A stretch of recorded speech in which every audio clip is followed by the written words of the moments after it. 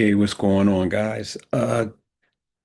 Today, in this moment, we want to start sermon series teaching, as they say in Portuguese, a bate-papo conversation.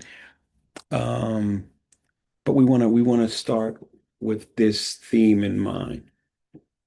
We want to call this, I guess, package of teachings, the glory hunt. Or the hunt for glory. We don't know yet how I want to how I want to properly title it, but I want to start. You always got to start somewhere, and we want to go in different areas. But I want to start in Psalm. As a matter of fact, I'm gonna go there real quick.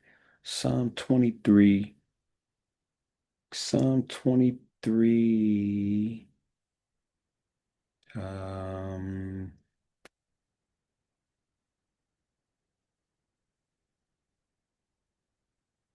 Psalm 23 and verse 6. Surely goodness Surely, it's the NIV version. Surely your goodness and love will follow me all the days of my life, and I will dwell in the house of the Lord forever. So I want to start right there. The glory hunt. With this question, how do you feel about the fact that the creator of the universe is pursuing you, is chasing you? Do you even believe it? Do you even care? Right? I don't believe that. But then if you do believe it, what does that mean? Are you allowing him to chase you? Well, look at my notes here. And let's start here with this word, outlaw. Outlaw.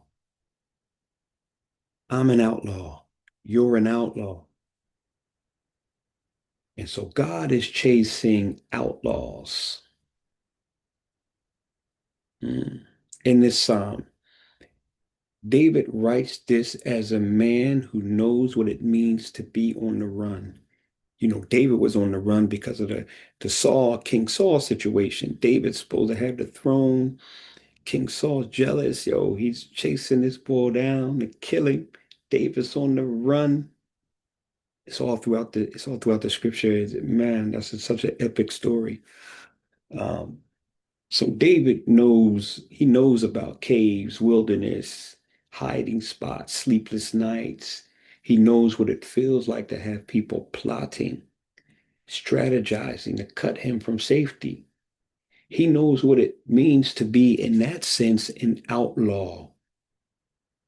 Not because he chose wickedness, but because the world turned hostile around him. Interesting. This is a reason that we need to consider. God's chasing you for a reason, right?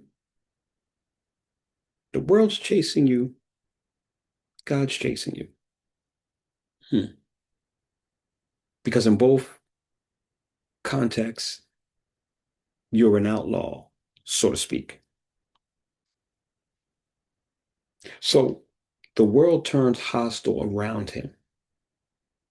But as we just stated, there's another kind of outlaw. And this is the one, the spirit, I believe the spirit is revealing here, right? This is how we want to frame it here. And so let's define outlaw in terms of well, not in terms of Psalm 23, but in terms of why it is good for God to pursue you. So an outlaw is anyone actively planning and systematically working to avoid God's presence. That's another big theme that we can't touch in this moment. Avoiding God's presence, avoiding his house. I'm not talking about a church building or what we call building. I'm talking about his presence, who he is, life itself. So anyone trying to create distance, building escape routes, trying to live outside the shepherd's sight line, God's eye is on you and you want to live outside of his purview. That's an outlaw. You outside of the law, outside of his presence, outside of his word, you know? And we've all done that. And there's levels to where, listen, currently there are times when I'm being an outlaw, but goodness and love pursue me. Oof. Yeah. Okay. We're cooking. We're cooking.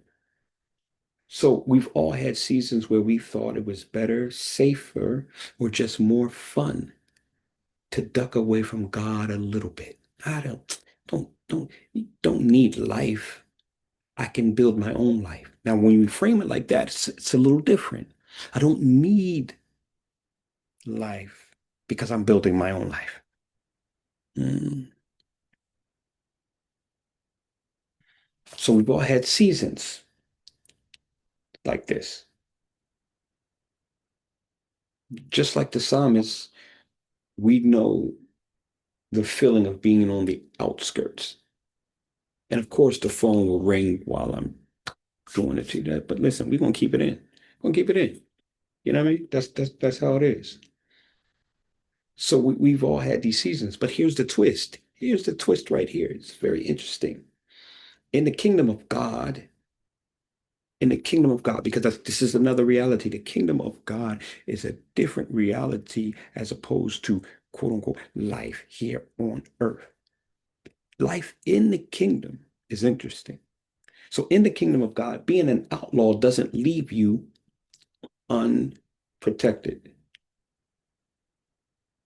See, in our world, outlaws are hunted to be destroyed. But in God's world, in God's kingdom, mm, outlaws are hunted to be restored, reinstated, brought back to a certain status. He protects the runaway. He guards the wanderer. He watches the one trying not to be watched. Why is this? Because God does not fail.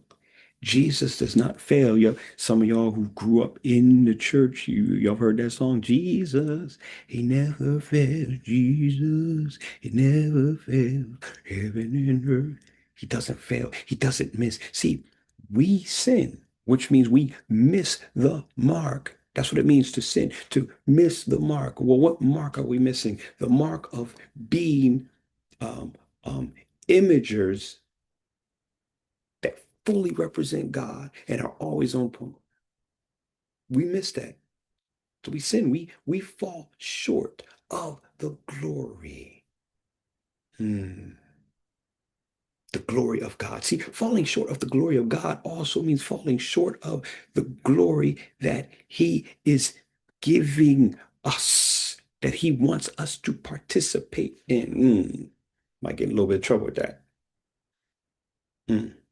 So Jesus does not fail. And if He sets His love on you, you can run, but you cannot erase his pursuit. Listen, we have free, you have free will. You can do what you want. God can come and you can say no, but that does not erase the pursuit. Goodness and love will follow you. All right. I'm gonna pause there. I don't want to hold you long. So this is just cracking it open.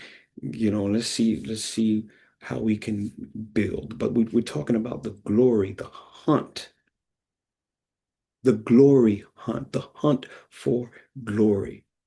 In Psalm 23, uh, verse 6. Actually, that whole psalm is good, but we started there, and let's see where we go the next time. All right, you have a good one.